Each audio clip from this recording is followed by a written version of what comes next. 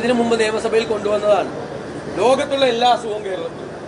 അതിനെ നിയന്ത്രിക്കാൻ ആരോഗ്യവകുപ്പ് ഒന്നും ചെയ്യുന്നില്ല.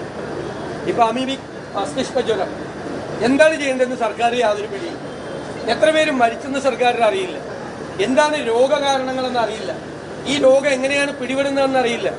ഇത് ജലജന്യ രോഗമാണോ? ഇത് ചെളി കെട്ടിക്കിടക്കുന്ന സ്ഥലത്ത് ആളുകൾ മുങ്ങിക്കുളിക്കുന്നത് മൂലം ഉണ്ടാകുന്ന അപകടമാണോ? എന്താണ് എന്ന് പറഞ്ഞ് ആളുകൾ മരിച്ചുകൊണ്ടിരിക്കുകയാണ്. ഇപ്പൊ തന്നെ 6 പേര് ഈ മാസം മരിച്ചു. ഇപ്പൊ 16 പേര് മരിച്ചു അമീബിക് മസ്തിഷ്ക ജ്വരം കൊണ്ട്. എന്താണ് രോഗകാരണം? എന്താണ് രോഗലക്ഷണം? രോഗം വരാനുള്ള സാധ്യത എന്താണ്? എന്തിനാണ് ആരോഗ്യവകുപ്പ്? വെറുതെ അല്ലല്ലേ ഞങ്ങൾ പറഞ്ഞത് ആരോഗ്യവകുപ്പ് വെന്റിലേറ്ററിലാണ്. ഒന്നും പറയാനില്ല.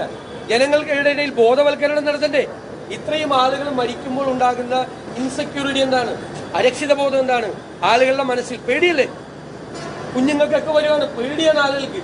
അപ്പൊ അവരോട് ഇതാണ് അസുഖം, ഈ അസുഖം സൂക്ഷിക്കണം, ഇന്ന് മുൻകരുതലുകൾ എടുക്കണം, ശ്രദ്ധിക്കണം എന്ന് ജനങ്ങളോട് പറയണ്ടേ? ഒരു ബോധവൽക്കരണം നടത്താൻ പോലും ഇല്ലാത്ത ഒരു ആരോഗ്യ വകുപ്പ് എന്തിനാണ് കേരളത്തിൽ? ഈ ഗവൺമെന്റ് എവിടേക്കാണ് പോകുന്നത്? എന്താണ് ഇവർ ചെയ്യുന്നത്? ഈ ഗൗരവതരമായ അമീബിക് മസ്തിഷ്ക ജ്വരത്തിന്റെ കാര്യത്തിൽ സർക്കാർ ഇടപെട്ട് ജനങ്ങളുടെ സംശയങ്ങൾ കരുതി വരുത്തി, ഇല്ലെങ്കിൽ കേന്ദ്രത്തിൽ നിന്നോ വേറെ എവിടെ നിന്നെങ്കിലോ ഗൗരവതരമായിട്ടുള്ള അന്വേഷണം നടത്തി കേന്ദ്രത്തിന്റെ കൂടി സഹായത്തോടു കൂടി എന്താണ് ഈ ജ്വരം വരാനുള്ള കാര്യം എന്ന് അന്വേഷിച്ച് അതിനു വേണ്ട ബോധവൽക്കരണ പരിപാടികൾ നടത്തി പ്രതിരോധ നടപടികൾ സ്വീകരിച്ച് ഇതിൽ നിന്ന് ആളുകളെ രക്ഷിക്കാനുള്ള നടപടികൾ സ്വീകരിക്കണം. ഗവൺമെന്റ് എല്ലാം ചെയ്യേണ്ടത്. വേറെ ആർക്കെങ്കിലും പ്രൈവറ്റ് ആളുകൾക്ക് ഇത് ചെയ്യാൻ പറ്റുമോ? ഗവൺമെന്റ് അത് ചെയ്യണം. ഗവൺമെന്റ് ജോലിയാണ്. അത് ചെയ്യുന്നില്ല.